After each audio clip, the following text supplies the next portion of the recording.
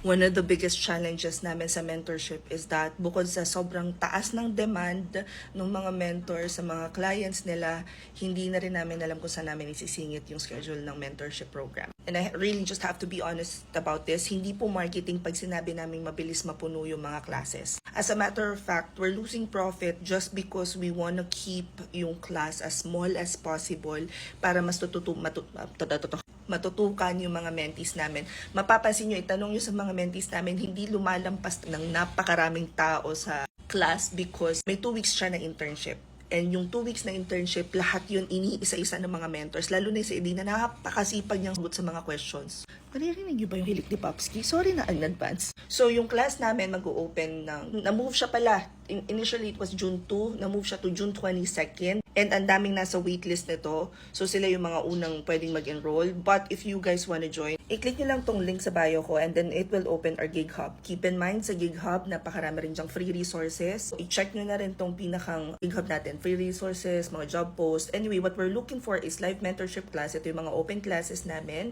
And you just have to click on 999 social media management and marketing with internship. It will open the form. Doon yun na makikita lahat ng detalye kung paano mag-enroll, paano mag-join. After ma-validate yung payment ninyo, you guys will be sent an onboarding kit. It's an online onboarding that you need to take as soon as possible. Sa part ng onboarding na yun, tuturo namin kung ano yung pinakang process. After that, you will get the calendar invite. So, saka lang kayo may schedule sa live training. And humabol na kayo guys because again, June 22nd yung class pero magte-take pa kayo ng onboarding. After nung live session, may 2 weeks na internship and then saka kayo magte-take ng final activity at saka application book at saka makaka-schedule ng one-on-one with me. Hope this helps. Comment any questions you guys have about working from home. Follow for more work from home. Chase Miss Bye. Ay, teka, wait. Kung sa Instagram nyo pala mapanood to, ito yung i-click nyo. At pag hindi gumana yung Instagram at saka yung TikTok, punta na lang kayo dito sa Facebook page ko. Makikita nyo na dyan sa mismong video na to, yung sa caption, yung link to enroll. Ganon din naman sa YouTube, nasa description box lang. See you at the classroom. Bye!